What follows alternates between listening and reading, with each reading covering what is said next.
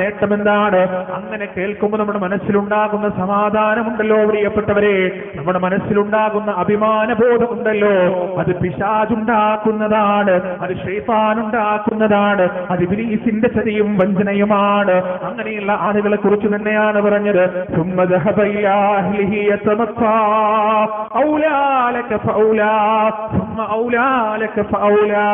മരണത്തിന്റെ സമയത്തും നരകത്തിലുമുള്ള ശിക്ഷയെ കുറിച്ച് പറയുമ്പോ അള്ളാഹു പറഞ്ഞത്, ദുരഭിമാനത്തോടെ കുടുംബങ്ങളിലേക്ക് പോയവനെ, നിനക്കത് മതിയായതാണ്, നിനക്കത് മതിയായതാണ്, നിനക്കത് മതിയായതാണ്. അതുകൊണ്ട് നഫ്സ് പറയുന്ന ദുരഭിമാനം നാം പിടിച്ചു ചുരുട്ടിക്കൂട്ടി ചവറ്റുകൊട്ടയിലേക്ക് വലിച്ചെറിയേണ്ട സമയം അതിക്രമിച്ചിരിക്കുന്നു എന്റെ പ്രിയപ്പെട്ടവരെ. അതുകൊണ്ട് എന്റെ പ്രിയപ്പെട്ടവരെ മനസ്സിലാക്കുക, അഭിമാനം ദുരഭിമാനവും രണ്ടും വേറെ വേറെയായിക്കൊണ്ട് തന്നെ നാം കാണേണ്ടതുണ്ട്. ഈ നഫ്സിന്റെ ഇച്ഛകളിൽ ഏറ്റവും കൂടുതൽ പണം ചെലവാകുന്നത് ഈ ഒരു ദുരഭിമാനത്തിന്റെ വിഷയത്തിലാണെന്ന് എന്റെ പ്രിയപ്പെട്ടവരെ നാം മനസ്സിലാക്കുക. ലാ ഉഖ്സിമു ബിയൗമിൽ ഖിയാമ വലാ ഉഖ്സിമു ബിന്നഫ്സിൽ ലവ്വാമ. എന്തൊക്കെ തെറ്റുകൾ നാം ചെയ്യുമ്പോഴും ഈ നഫ്സിന്റെ വഴിയിലൂടെ നമ്മൾ സഞ്ചരിക്കുമ്പോൾ നമ്മുടെ ഉള്ളിൽ നിന്നുകൊണ്ട് സദാ നമ്മെ തിരുത്തിക്കൊണ്ടിരിക്കുന്ന ഒരു ഉപദേഷ്ടാവിനെ നമ്മുടെ മനസ്സിന്റെ ഉള്ളിൽ അല്ലാഹു സ്ഥാപിച്ചിട്ടുണ്ട്. ആ മനസ്സിന്റെ ഉപദേഷ്ടാവിനെ അല്ലാഹു പറഞ്ഞത് നഫ്സുൽ ലവ്വാമ എന്നാണ്, വിമർശിക്കുന്ന മനസ്സാക്ഷി എന്നാണ്. മനസ്സാക്ഷി കുത്തുന്നൊക്കെ നമ്മൾ പറയും, അതിങ്ങനെ ഉള്ളിലിരുന്ന് പറഞ്ഞുകൊണ്ടേയിരിക്കും. ആദ്യം തെറ്റുകൾ ചെയ്യുമ്പോൾ, വലിയ പാപങ്ങൾ ചെയ്യുമ്പോൾ ഉള്ളിൽ വല്ലാത്തൊരു പിടച്ചിലാണ്, വല്ലാത്തൊരു വേദനയാണ്. പിന്നീട് ആ തെറ്റുകൾ ഇങ്ങനെ ആവർത്തിക്കുമ്പോൾ ഹൃദയത്തിൽ കുത്തുവീണ് ഹൃദയം കറുത്തിരണ്ടു പോയി കഴിഞ്ഞാൽ നഫ്സുൽ ലവ്വാമ മരണമടയുകയാണ്. അവിടെ നിന്ന് അങ്ങോട്ട് അവനൊരു ഖേദവുമില്ല, അവിടെ നിന്ന് അങ്ങോട്ട് അവനൊരു പശ്ചാത്താപവുമില്ല, അവിടെ നിന്ന് അങ്ങോട്ട് അവനൊരു പ്രായശ്ചിത്തവുമില്ല. മാറാൻ അവന് കഴിയില്ല, നന്നാവാൻ അവന് കഴിയില്ല. അവന്റെ ഹൃദയം അതാ കടുത്തു പോകുകയാണ്. എന്റെ പ്രിയപ്പെട്ടവരെ, ആ ഒരു അവസ്ഥയിലെത്തുന്നതിന്റെ മുന്നേ പശ്ചാത്താപം കൊണ്ട് ഹൃദയത്തിന്റെ കറകൾ കഴുകിക്കളയാൻ നമുക്ക് സാധിക്കേണ്ടതുണ്ട്. ഹൃദയം ശുദ്ധമാക്കാൻ നമുക്ക് സാധിക്കേണ്ടതുണ്ട്. നമ്മുടെ സ്വർഗത്തിലേക്കുള്ള പ്രയാണത്തിൽ തടസ്സമായി നിൽക്കുന്ന നമ്മുടെ ഏറ്റവും വലിയ ശത്രു എന്ന് പറയുന്നത് നമ്മുടെ നഫ്സ് തന്നെയാണ്. വമാ ഉബർരിഉ നഫ്സി ഇന്നൻ നഫ്സ ലഅമ്മാറത്തും ബിസ്സൂ. യൂസുഫ് അലൈഹിസ്സലാത്തു വസ്സലാമിനെ വഴിപിഴപ്പിക്കാൻ ശ്രമിച്ച അസീസിന്റെ ഭാര്യ എന്ന് പരിശുദ്ധ ഖുർആനിൽ സൂറത്ത് യൂസുഫ് പരിചയപ്പെടുത്തുന്ന ആ പെണ്ണ് രാജാവിന്റെ മുന്നിൽ കുറ്റസമ്മതം നടത്തിയിട്ട് പറയുന്ന വാക്കുകളാണിത്. വമാ ഉബർരിഉ നഫ്സി, എന്റെ നഫ്സിനെ ഞാൻ കളങ്കരഹിതമാക്കുന്നില്ല, ഞാൻ കുറ്റക്കാരിയാണെന്ന് ഞാൻ ഇതാ സമ്മതിക്കുകയാണ്. എന്താണ് അതിന്റെ കാരണം? ഇന്നൻ നഫ്സ ലഅമ്മാറത്തും ബിസ്സൂ, ഇന്നൻ നഫ്സ ലഅമ്മാറത്തും ബിസ്സൂ. നഫ്സ് എന്ന് പറയുന്നത് എപ്പോഴും തെറ്റിലേക്ക് വിളിക്കുന്നതാണ്, എപ്പോഴും തിന്മയിലേക്ക് വിളിക്കുന്നതാണ്. അവിഹിതത്തിന് പ്രത്യേകമായ സുഖം തോന്നുന്നത് അതുകൊണ്ടാണ്, കട്ട് തിന്നുന്നതിന് പ്രത്യേകമായ സുഖം തോന്നുന്നത് അതുകൊണ്ടാണ്, വേണ്ടാവീനത്തിനുള്ള ബന്ധത്തിൽ അത്രമാത്രം ആത്മാർത്ഥത തോന്നുന്നത്, അത്രമാത്രം ആശ്വാസം തോന്നുന്നത്, ഭർത്താവിന്റെ വാക്കുകൾ കേൾക്കുമ്പോൾ കിട്ടാത്ത ആ ഒരു മനസ്സുഖവും സമാധാനവും ശാന്തിയും ഒരു പെണ്ണിന്റെ മനസ്സിലേക്ക് അന്യപുരുഷന്റെ വാക്കുകളിലൂടെ കടന്നു വരുന്നത്.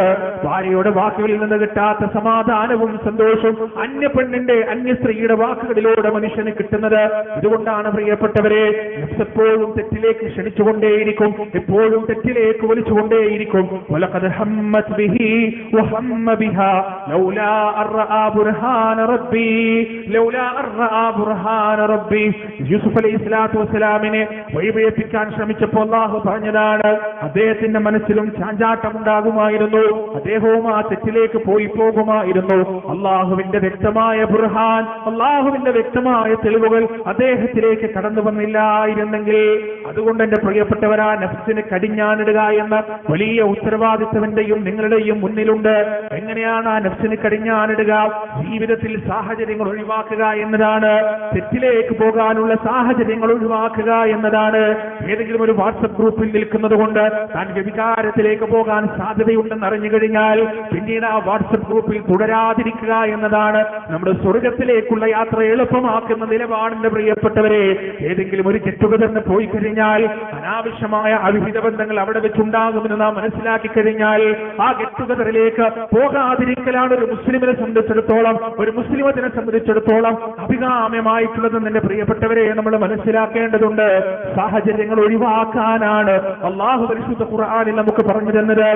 വ്യഭിചരിക്കരുത് എന്നല്ല, വലാ തഖറബുസ് സിനാ, വ്യഭിചാരത്തിലേക്ക് നിങ്ങൾ അടുത്തു പോകരുത് എന്നാണ് അള്ളാഹു സുബ്ഹാനഹു വ തആല പരിശുദ്ധ ഖുർആനിൽ നമ്മോട് പറഞ്ഞിട്ടുള്ളത്.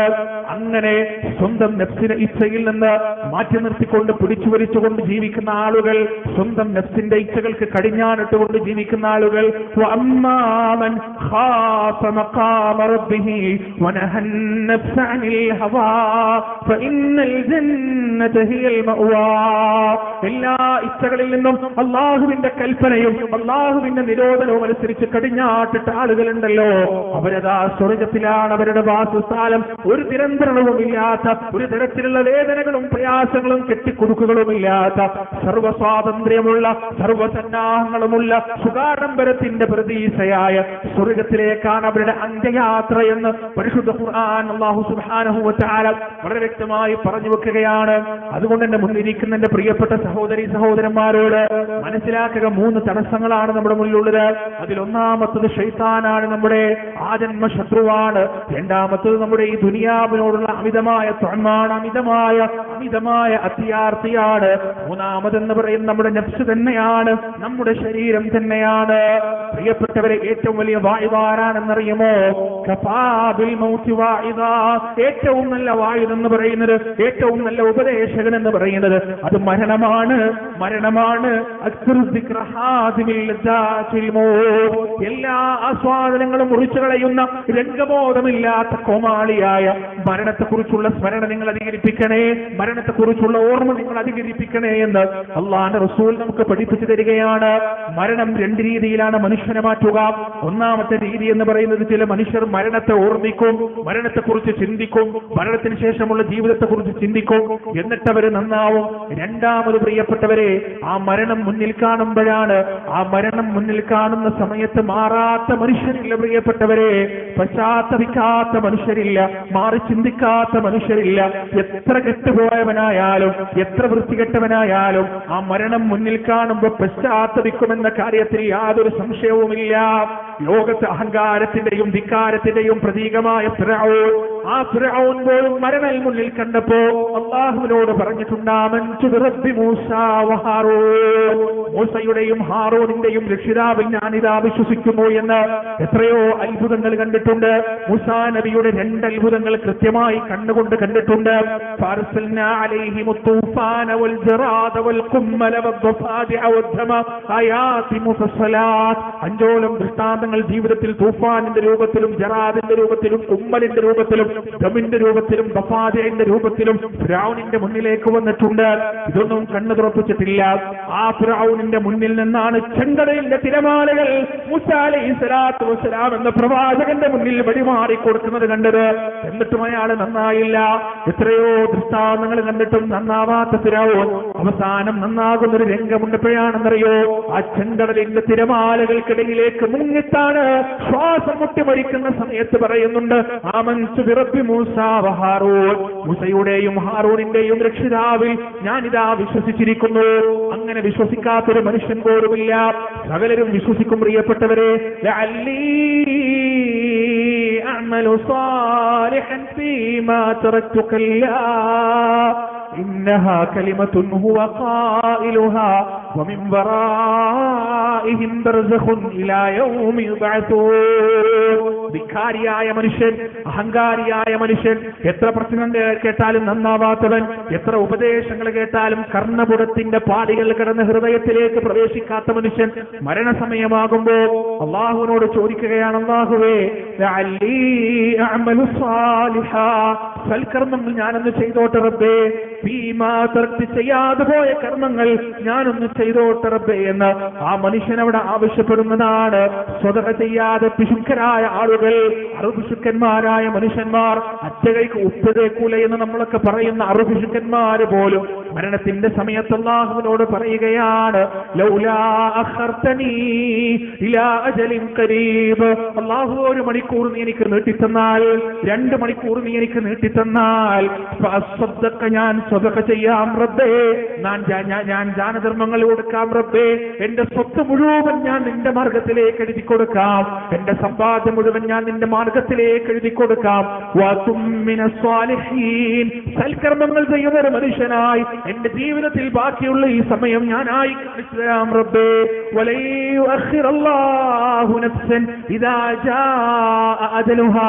അവസരങ്ങൾ മുഴുവൻ പാഴാക്കി കളഞ്ഞിട്ട്, അവസരങ്ങൾ മുഴുവൻ വൃഥാവിലാക്കി കളഞ്ഞിട്ട് മരണത്തെ മുന്നിൽ കാണുന്ന സമയത്ത് ആ മനുഷ്യർ നടത്തുന്ന ഈ വാചാരോപങ്ങളുണ്ടല്ലോ പ്രിയപ്പെട്ടവരെ, അത് അല്ലാഹു സ്വീകരിക്കുകയില്ല.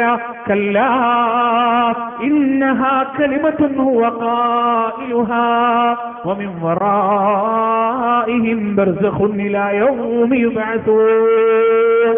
അവരങ്ങനെ പറഞ്ഞുകൊണ്ടേയിരിക്കും.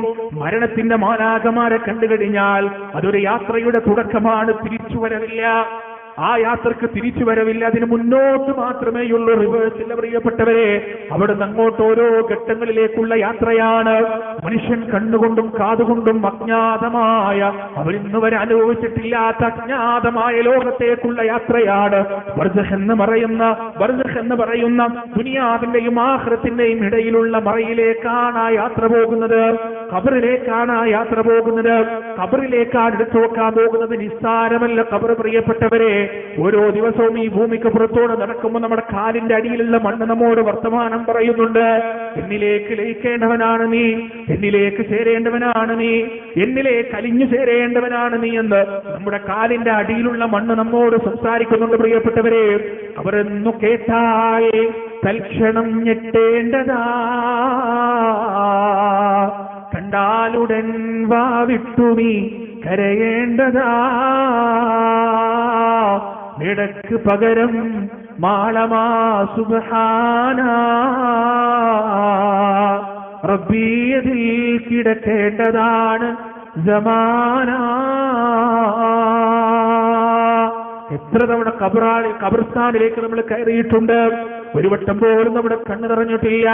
എത്ര തവണ ഖബർസ്ഥാനിന്റെ ഉള്ളിൽ കയറി അസ്സലാമു അലൈക്കും യാ ദാറു ഖൗമുൽ മുഅ്മിനീൻ വ ഇന്നാ ഇൻഷാ അല്ലാഹു ബിക്കും ലഹിഖൂൻ, നിങ്ങൾക്ക് അല്ലാഹുവിന്റെ സമാധാനം ഉണ്ടാകട്ടെ അല്ലയോ മുഅ്മിനീങ്ങളുടെ ഭവനങ്ങളെ, ഞങ്ങളെയും വൈകാതെ നിങ്ങളിലേക്ക് വന്നെത്തിച്ചേരുന്നതാണെന്ന് എത്ര തവണ നമ്മൾ പറഞ്ഞിട്ടുണ്ട്. കണ്ണ് നിറഞ്ഞിട്ടില്ല, ഹൃദയം പിടച്ചിട്ടില്ല. എന്റെ വീട്ടിൽ ഞാൻ നിന്നതിനേക്കാൾ, എന്റെ നാട്ടിൽ ഞാൻ നിന്നതിനേക്കാൾ കഴിഞ്ഞുകൂടാനുള്ള സ്ഥലമാണ് ഈ 6 അടി മണ്ണെന്ന് ഒരിക്കലും പോലും നമ്മൾ ആലോചിച്ചിട്ടില്ല, ഒരിക്കലും പോലും നമ്മൾ ചിന്തിച്ചിട്ടില്ല. ഓരോ മയ്യത്തിന്റെ മുകളിലും മണ്ണ് വാരിയിടുമ്പോ, ഓരോ ഖബറിന്റെ മുകളിലും മൂടുകൽ എടുത്തു വെക്കുമ്പോ നാം ഒരു പടി കൂടി ആ ഖബറിലേക്ക് അടുക്കുകയാണെന്നുള്ള ചിന്ത നമ്മുടെ മനസ്സിനെ മതിച്ചിട്ടില്ല പ്രിയപ്പെട്ടവരെ. യുഗങ്ങളും നൂറ്റാണ്ടുകളും ആ ഖബറിൽ നമ്മൾ കിടക്കേണ്ടതുണ്ട്. ആ ഖബറിലെ അവസ്ഥ എന്താണ്? ചിതലും പുഴുക്കളും താവളം പെരുത്തുണ്ടതീ, സന്തോഷമാണവകൾക്ക് നീ ചെല്ലുന്നതീ, പൊൻവർണ്ണ കോമള മൃദുലമായ ശരീരമീ, സമരത്തിലാണ് പരസ്പരം തിന്നുന്നതീ. എന്തെല്ലാം സൗകര്യങ്ങളോടെ ജീവിച്ചവർ വീടുണ്ടാക്കുന്ന സമയം എന്തെല്ലാം സുഖസൗകര്യങ്ങളാണ് ഒരു മുറിയുടെ ഉള്ളിൽ തന്നെ ഉണ്ടാക്കി വെച്ചിരിക്കുന്നത്. എത്ര നല്ല രീതിയിലാണ് ഇന്റീരിയർ ചെയ്തിരിക്കുന്നത്, എത്ര സൂക്ഷ്മമായാണ് ഓരോ ഫർണിച്ചറും സെലക്ട് ചെയ്തിരിക്കുന്നത്, എത്ര വൃത്തിയിലാണ് ഓരോ മുക്കുമൂലകളും ഡിസൈൻ ചെയ്തിരിക്കുന്നത്. ആ ഖബറിലൊരു ഡിസൈനും ഇല്ല പ്രിയപ്പെട്ടവരെ, ആ ഖബറിലൊരു ഇന്റീരിയറും ഇല്ല, ആ ഖബറിലൊരു ഫർണിച്ചറും ഇല്ല, ആ ഖബറിലൊരു എസിയുമില്ല, ഉമ്മയില്ല, ഉപ്പയില്ല, വാപ്പയില്ല, മക്കളില്ല, ഭാര്യയില്ല, മഹലില്ല, കൂട്ടുകാരില്ല, പരിചയക്കാരില്ല, ആരോരുമില്ലാതെ കർമ്മങ്ങൾ മാത്രം ബാക്കിയായി മരണപ്പെട്ടു കഴിഞ്ഞാൽ ഓരോ ഘട്ടത്തിലും മനുഷ്യനോട് ഇങ്ങനെ വിട പറയുകയാണ് ഓരോരുത്തർ. ആദ്യമായി വീട്ടിൽ നിന്ന് പുറത്തേക്ക് ഇറങ്ങുമ്പോ ഭാര്യയും പെൺമക്കളും എന്നേക്കുമായി യാത്ര പറയുകയാണ്. തിരിച്ചവർ വിളിക്കുന്നില്ല, പിറകിൽ നിന്ന് വിളിച്ചാലൊട്ട് പോകാനും സാധ്യമല്ല. ഖബറിലേക്ക് വെച്ചു കഴിഞ്ഞാൽ ആ ഖബറിലേക്ക് വെച്ച് മൂടുകല്ല് വെച്ച് അതിന്റെ മുകളിൽ മണ്ണ് വാരിയിട്ട് ആ മണ്ണ് നിരപ്പാക്കിക്കൊണ്ട് തസ്ബീഹിന്റെ പ്രാർത്ഥനയും ചൊല്ലി ആൺമക്കളും തന്റെ കൂട്ടുകാരും പരിചയക്കാരും മുഴുവൻ എന്നേക്കുമായി വിട പറഞ്ഞു പോകുകയാണ്. പിന്നീട് മഴയായാലും വെയിലായാലും ചൂടായാലും തണുപ്പായാലും ആ ഖബറിന്റെ ഉള്ളിൽ കിടക്കുന്ന മനുഷ്യന്റെ അവസ്ഥ എന്താണ്, അയാളുടെ ശരീരത്തിന്റെ അവസ്ഥ എന്താണ്, അതിനെക്കുറിച്ച് ആരും ബോധമല്ല പ്രിയപ്പെട്ടവരെ. അതിനെക്കുറിച്ചൊന്നും ആരും ആലോചിക്കാറും ചിന്തിക്കാറുമില്ല. മാസങ്ങൾ ഇങ്ങനെ കഴിയുമ്പോ, ആഴ്ചകൾ ഇങ്ങനെ കഴിയുമ്പോ നമ്മുടെ വീട്ടിൽ നമ്മുടെ ഓർമ്മകൾ ഖബറടക്കുകയാണ്. ഖബറടക്കത്തിന് വേണ്ടത് അരമണിക്കൂറോ കാമണിക്കൂറോ ആണെങ്കിൽ നമ്മുടെ വീട്ടിൽ നിന്നുള്ള നമ്മുടെ സ്മരണകളുണ്ടല്ലോ, ദിവസങ്ങൾ എടുത്തുകൊണ്ട് ആ സ്മരണകൾക്ക് മുകളിലേക്ക് ഓരോ മൂടുകല്ലുകൾ വെക്കുകയാണ്. മാസങ്ങളപ്പുറത്ത് കടന്നു കഴിഞ്ഞാൽ നമ്മുടെ വിയർപ്പ് കൊണ്ട് ജീവിച്ച വീട്, നമ്മുടെ അധ്വാനം കൊണ്ട് ജീവിച്ച വീട്, നാം നെടുന്തൂണായി നിന്ന വീട്, നമ്മുടെ ഭാര്യ, നമ്മുടെ മക്കൾ, നമ്മുടെ സ്വന്തക്കാർ, നമ്മുടെ അഭിപ്രായമില്ലാതെ ഒന്നും ചെയ്യാതിരുന്ന ആ വീട്, അത് നമുക്ക് അന്യമാവുകയാണ് പ്രിയപ്പെട്ടവരെ. നമ്മുടെ പേരുകൾ പോലും അവിടെ ഓർക്കപ്പെടാത്ത അവസ്ഥയുണ്ടാവുകയാണ്. അങ്ങനെ ആ വീട്ടിൽ നിന്ന് മക്കളും പേരക്കുട്ടികളും വളർന്നു വരുമ്പോ ഇങ്ങനെ ഒരു വല്ലിപ്പയോടെ ജീവിച്ചിരുന്നു എന്ന് ഏതെങ്കിലും ആണ്ടിനോ മറ്റോ ഓർത്താലായി നമ്മുടെ ഓർമ്മകളടക്കം ഖബറടക്കപ്പെടുകയാണ്. നാം ഒന്നുമല്ലാതെയായി മാറുകയാണ്. നാം ഇതാ നമ്മുടെ കർമ്മങ്ങളുമായി, നമ്മുടെ നന്മ തിന്മകളുമായി ഖബറിന്റെ ഉള്ളിലേക്ക് ഏകാദിയായി ജീവിക്കാൻ പോകുകയാണ്. മറ്റൊരു കൂട്ടുമില്ല പ്രിയപ്പെട്ടവരെ. എന്റെ ജീവിതത്തിൽ മനുഷ്യൻ പ്രവർത്തിച്ച പ്രവർത്തനങ്ങളുണ്ടല്ലോ, ആ പ്രവർത്തനമല്ലാതെ മറ്റൊന്നും ആ ഖബറിൽ അവന്റെ കൂട്ടിനില്ല. അവരെങ്ങനെ ആ ഖബറിൽ എങ്ങനെ യുഗങ്ങളോളം കഴിഞ്ഞുകൂടണമെന്നാണ്. ആ ഖബർ ജീവിതം കഴിഞ്ഞാൽ പിന്നീടുള്ള ഓരോ ഘട്ടങ്ങളും പ്രയാസമേറിയതാണ്, ഓരോ ഘട്ടങ്ങളും ബുദ്ധിമുട്ടേറിയതാണ്, ഓരോ ഘട്ടങ്ങളും അല്ലാഹു ആവർത്തിച്ച് പരിശുദ്ധ ഖുർആനിൽ പറഞ്ഞു തന്ന ദിവസമാണ്. പിന്നീട് ആ ഖബറിൽ നിന്ന് നാം എഴുന്നേൽക്കുന്നത്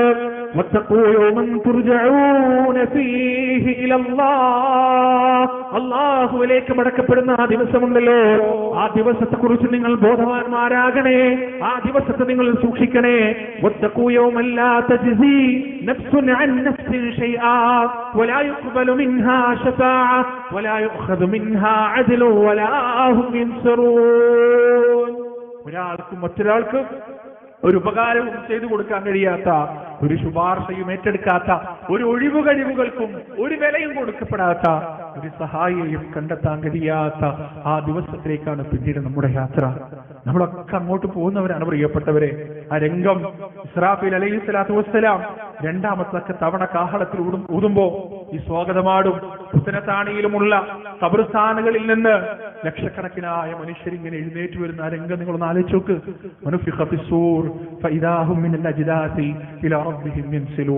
രണ്ടാമത്തെ തവണ കാഹളത്തിൽ ഊതുമ്പോ ഒരേ ഖബറിൽ നിന്ന് ആയിരക്കണക്കിന് മനുഷ്യന്മാർ എഴുന്നേറ്റ് വരാൻ, അല്ലെ?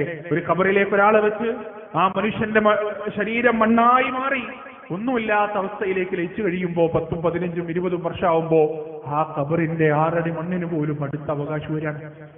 പക്ഷേ ആ മണ്ണിൽ എവിടെയോ അലിഞ്ഞു ചേർന്നിരിക്കുന്ന ആ മനുഷ്യന്റെ അംശം അല്ലാഹ്ക്കറിയാം. അല്ലാഹ്ക്കറിയാം. അയഹ്സബുൽ ഇൻസാനു അല്ലൻ നജ്മഅ ഇളാമ ബലാ ഖാദിരീന അലാ അൻ നുസവ്വിയ ബനാന. മനുഷ്യന്റെ എല്ലുകളെ ഞാൻ കൂട്ടിച്ചേർക്കുകയില്ല എന്നാണ് അവൻ വിചാരിക്കുന്നത്. ബലാ ഖാദിരീന അലാ അൻ നുസവ്വിയ ബനാന. എല്ലുകൾ പോലും മണ്ണായി നുരുമ്പിപ്പോയ അവസ്ഥയിൽ നിന്ന് അവന്റെ വിരൽ തലപ്പുകളിലെ ഫിംഗർ പ്രിന്റ്സ് പോലും, അവന്റെ ബയോ ഐഡന്റിറ്റി പോലും കൃത്യമായി പുനർക്രമീകരിക്കാൻ കഴിയുന്നവനാണ് നാം എന്ന് അല്ലാഹു സുബ്ഹാനഹു വ തആല പറയാണ്. ഇസ്രാഫീൽ രണ്ടാമത്തെ തവണ ഊതുമ്പോ ഹിസാബിന് വേണ്ടി, വിചാരണയ്ക്ക് വേണ്ടി മനുഷ്യരെല്ലാം, ലക്ഷക്കണക്കായ കോടിക്കണക്കായ മനുഷ്യർ മുഴുവൻ ഹശറിന്റെ മൈതാനിയിലേക്ക് ഒഴുകിപ്പോകുന്ന ആ രംഗം അവിടെ വെച്ച് വിധി നിർണയിക്കപ്പെടുകയാണ്. കിതാബ് നൽകപ്പെടുകയാണ്, മീസാൻ വെക്കപ്പെടുകയാണ്, സ്വർഗവും നരകവും തീരുമാനിക്കപ്പെടുകയാണ്. വല്ലാത്തൊരു ദിവസമാണ് പ്രിയപ്പെട്ടവരെ. പ്രവാചകന്മാരായ പ്രവാചകന്മാര് പോലും പേടിച്ച് കിടുകിട വിറച്ചു പോകുന്ന ആ ദിവസത്തെ കുറിച്ച് പരിശുദ്ധ ഖുർആനിൽ എത്രയോ സ്ഥലങ്ങളിൽ അല്ലാഹു സുബ്ഹാനഹു വ തആല ആവർത്തിച്ച് പറഞ്ഞിട്ടുണ്ട്. അത് ഹഖാണ്. ആ ദിവസം ഹഖാണ്, അത് വരാനുള്ളതാണ്. പ്രിയപ്പെട്ടവരെ, ഈ കാര്യങ്ങളെല്ലാം സ്വർഗമാകട്ടെ, നരകമാകട്ടെ, മഅ്ശറയാകട്ടെ, ഇതെല്ലാം